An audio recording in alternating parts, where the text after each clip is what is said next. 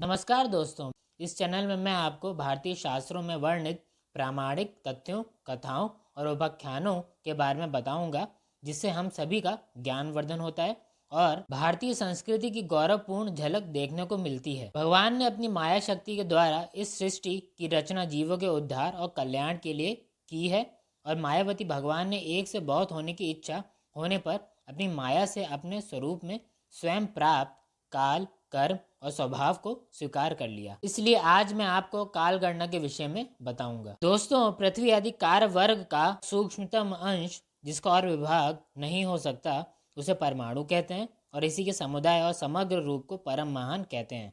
इसी से अव्यक्त रूप भगवान काल की भी सूक्ष्मता और स्थूलता का अनुमान किया जा सकता है।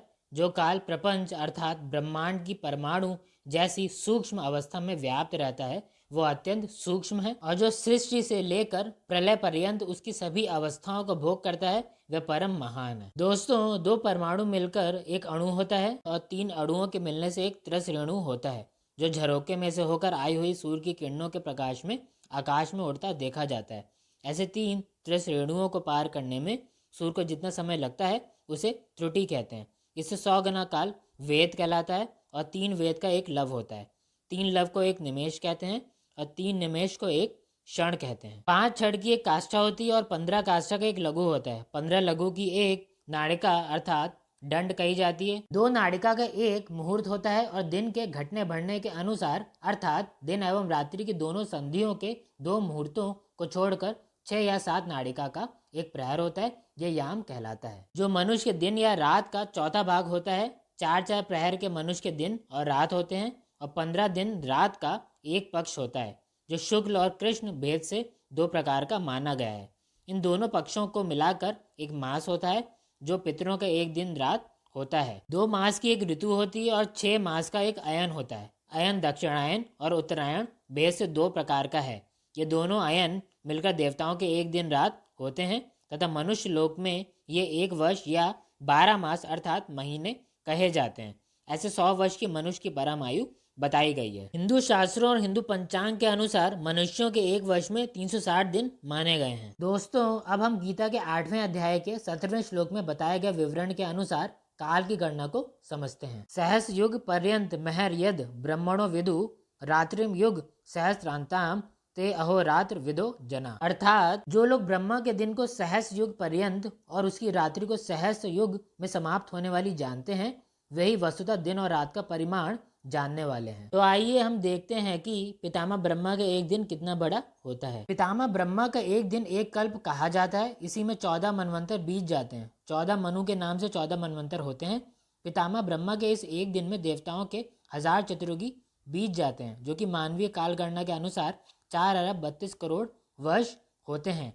पितामह ब्रह्मा के इस एक दिन में सृष्टि होती है। पितामह ब्रह्मा की एक रात्रि दूसरा कल्प कहा जाता है। मानवीय गणना के अनुसार इसमें भी 4 अरब 32 करोड़ वर्ष होते हैं। पितामह ब्रह्मा की इस एक रात्रि में प्रलय होती है। पितामह ब्रह्मा के एक पूर्ण दिन अर्थात दिन प्लस रात्रि में 2 कल्प होते हैं। मानवीय गणना के अनुसार इसमें 8 अरब 64 करोड़ वर्ष होते हैं।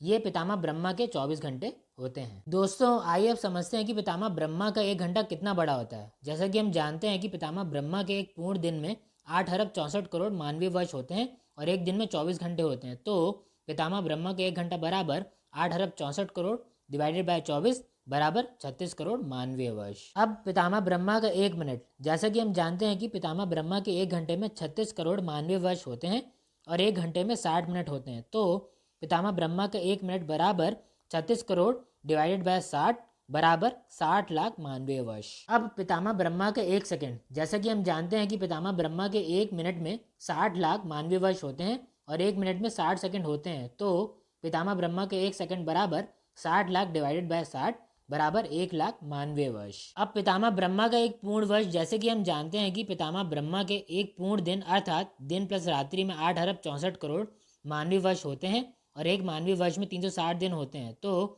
पितामह ब्रह्मा का एक पूर्ण वर्ष बराबर 8 अरब 64 करोड़ मल्टीप्लाई बाय 360 बराबर 31 खरब 10 अरब 40 करोड़ मानवीय वर्ष। दोस्तों, मत्स्य पुराण के अनुसार 30 कल्प होते हैं। उनके नाम इस प्रकार हैं: श्वेत वराह कल्प, नील लोहित कल्प, वामदेव कल्प, रथांतर कल्प, रौरव कल्प, देव कल्प, वृत कल्प, कंदर्प कल्प, सध्य कल्प, स्नाकल्प, तमहाकल्प, सारस्वत कल्प, उड़ान कल्प, गरुण कल्प, कौर्म कल्प, नरसिंह कल्प, समान कल्प, आग्नेय कल्प, सोम कल्प, मानव कल्प, तत्पुमन कल्प, वैकुंठ कल्प, लक्ष्मी कल्प, सावित्री कल्प, अघोरा कल्प, वराह कल्प, वैराज कल्प, गौरी कल्प, महेश्वर कल्प और पितृकल्प। ब्रह्मा का एक दिन एक कल्प होता है। आदि में ब्राह्म कल्प और अंत में पाद्म कल्प होते हैं। ब्रह्मा के प्रथम परार्ध में रथांतर कल्प होता है। ब्रह्मा के द्वितीय परार्ध के आदि का कल्प श्वेत वराह कल्प है अतः वर्तमान कल्प श्वेत वराह कल्प है। अब समझते हैं कि 14 मनु के नाम क्या हैं।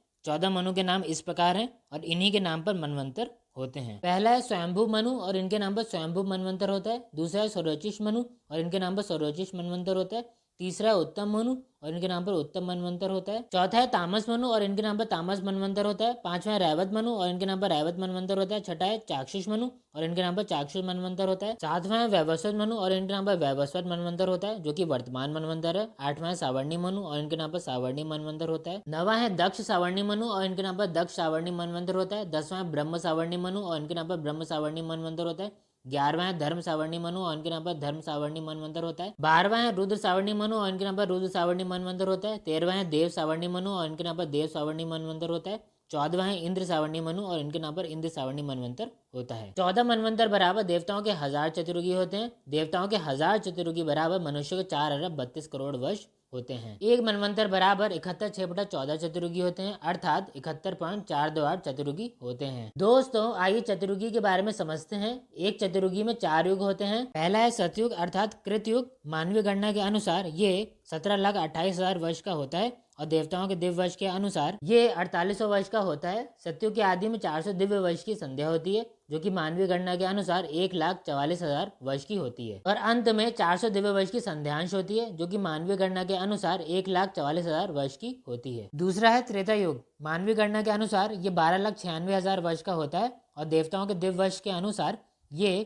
3600 वर्ष का होता है। त्रेता युग के आदि में 300 दिव्य वर्ष की संध्या होती है जो कि मानवीय गणना के अनुसार 1,08,000 वर्ष की होती है और अंत में 300 दिव्य वर्ष की संध्यांश होती है जो कि मानवीय गणना के अनुसार 1,08,000 वर्ष की होती है। तीसरा है द्वापर युग। मानवीय गणना के अनुसार ये 8,64,000 वर्ष का होता है और देवताओं के दिव्य वर्ष के अनुसार ये 2400 वर्ष का होता है। द्वापर युग के आदि में 200 दिव्य वर्ष की संध्या होती है जो कि मानवीय गणना के अनुसार 72,000 वर्ष की होती है और अंत में 200 दिव्य वर्ष की संध्यांश होती है जो कि मानवीय गणना के अनुसार 72,000 वर्ष की होती है। चौथा है कलयुग। मानवीय गणना के अनुसार ये 4,32,000 वर्ष का होता है और देवताओं के दिव्य वर्ष के अनुसार ये 1200 वर्ष का होता है। कलयुग के आदि में 100 दिव्य वर्ष की संध्या होती है जो कि मानवीय गणना के अनुसार 36,000 वर्ष की होती है और अंत में 100 दिव्य वर्ष की संध्यांश होती है जो कि मानवीय गणना के अनुसार 36,000 वर्ष की होती है। इस प्रकार एक चतुर्युगी अर्थात सतयुग, त्रेता युग, द्वापर युग और कलयुग को मिलाकर 43,20,000 मानवीय वर्ष होते हैं और 12,000 दिव्य वर्ष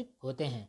एक चतुर्युगी को एक महायुग भी कहते हैं। आइए अब चार्ट के माध्यम से एक चतुर्युगी कालमान दिव्य वर्षों में समझते हैं। तो पहले सतयुग की संध्या आती है जो कि 400 दिव्य वर्ष की होती है। फिर सतयुग आता है जो कि 4,000 दिव्य वर्ष का होता है। इसके बाद सतयुग की संध्यांश आती है जो कि 400 दिव्य वर्ष की होती है। इसके बाद त्रेता युग की संध्या आती है जो कि 300 दिव्य वर्ष की होती है। फिर त्रेता युग आता है जो कि 3,000 दिव्य वर्ष का होता है। इसके बाद त्रेता युग की संध्यांश आती है जो कि 300 दिव्य वर्ष की होती है। इसके बाद द्वापर युग की संध्या आती है जो कि 200 दिव्य वर्ष की होती है। फिर द्वापर युग आता है जो कि 2,000 दिव्य वर्ष का होता है। उसके बाद द्वापर युग की संध्यांश आती है जो कि 200 दिव्य वर्ष की होती है। इसके बाद कलयुग की संध्या आती है जो कि 100 दिव्य वर्ष की होती है। फिर कलयुग आता है जो कि 1000 दिव्य वर्ष का होता है। इसके बाद कलयुग की संध्यांश आती है जो कि 100 दिव्य वर्ष की होती है। जैसा कि हम जानते हैं कि एक मनवंतर बराबर 71/6/14 चतुर्युगी होते हैं अर्थात 71.428 चतुर्युगी होते हैं। एक चतुर्युगी बराबर 43,20,000 मानवीय वर्ष होते हैं। तो 71 चतुर्युगी बराबर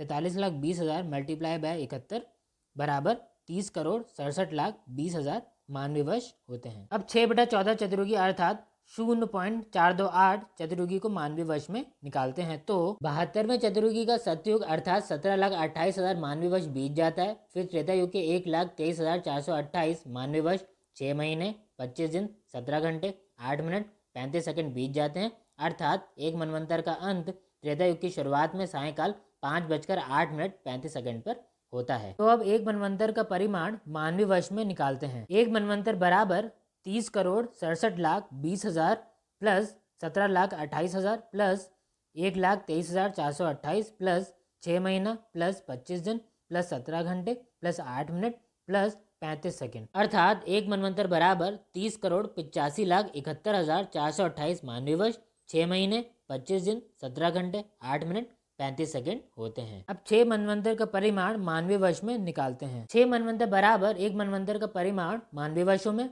मल्टीप्लाई बाय 6 बराबर 30,65,71,428 मानवीय वर्ष, 6 महीने 25 दिन 17 घंटे 8 मिनट 35 सेकंड मल्टीप्लाई बाय 6 बराबर 1,85,14,28,568 मानवीय वर्ष, 1230 दिन 102 घंटे 48 मिनट 210 सेकंड, अर्थात 6 मनवंतर बराबर 1,85,14,28,571 मानवीय वर्ष, 5 महीने 4 दिन 6 घंटे 51 मिनट 30 सेकंड होते हैं। अब वर्तमान मनवंतर अर्थात वैवस्वत मनवंतर के 27 चतुर्युगी समाप्त हो चुके हैं और 28वें चतुर्युगी का सतयुग, त्रेता युग और द्वापर युग भी समाप्त हो चुके हैं और कलयुग के 5,123 मानवीय वर्ष बीत चुके हैं। तो 7वें मनवंतर के 28वें चतुर्युगी के कलयुग तक का परिमाण हुआ 7वां मनवंतर बराबर 6 मनवंतर का परिमाण मानवीय वर्षों में प्लस 7वें मनवंतर के 27 चतुर्युगी का परिमाण मानवीय वर्षों में प्लस 28वें चतुर्युगी के सतयुग, त्रेता युग, द्वापर युग का परिमाण मानवीय वर्षों में और कलयुग के 5,123 मानवीय वर्ष। 7वां मनवंतर बराबर 1,85,14,28,571 मानवीय वर्ष,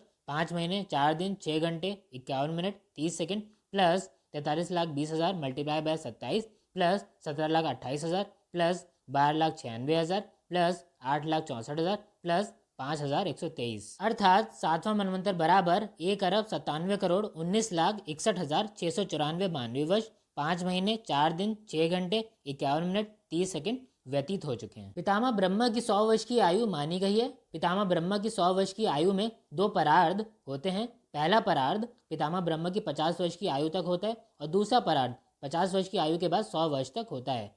वर्तमान में पितामह ब्रह्मा के 50 वर्ष अर्थात पहला परार्ध व्यतीत हो चुका है और पितामह ब्रह्मा का 51वें वर्ष का पहला दिन अर्थात दूसरा परार्ध और पहला कल्प आरंभ हुआ है। आइए अब समझते हैं कि पितामह ब्रह्मा की 50 वर्ष की आयु में कितने मानवीय वर्ष व्यतीत हो चुके हैं। जैसा कि हम जानते हैं कि पितामह ब्रह्मा के 1 वर्ष बराबर 31 खरब 10 अरब 40 करोड़ मानवीय वर्ष होते हैं। तो पितामह ब्रह्मा की 50 वर्ष की आयु बराबर 31 खरब 10 अरब 40 करोड़ मल्टीप्लाई बाय 50 बराबर 15 नील 55 खरब 20 अरब मानवीय वर्ष व्यतीत हो चुके हैं। अब वर्तमान कल्प अर्थात श्वेतवरा कल्प के बीते हुए मानवीय वर्ष मिलाकर ब्रह्मा की आयु बराबर 15 नील 55 खरब 20 अरब प्लस 1 अरब 97 करोड़ 19,61,694 मानवीय वर्ष, 5 महीना 4 दिन 6 घंटे 51 मिनट 30 सेकंड बराबर 15 नील 55 खरब 21 अरब 97 करोड़ 19,61,694 मानवीय वर्ष, 5 महीने 4 दिन 6 घंटे 51 मिनट 30 सेकंड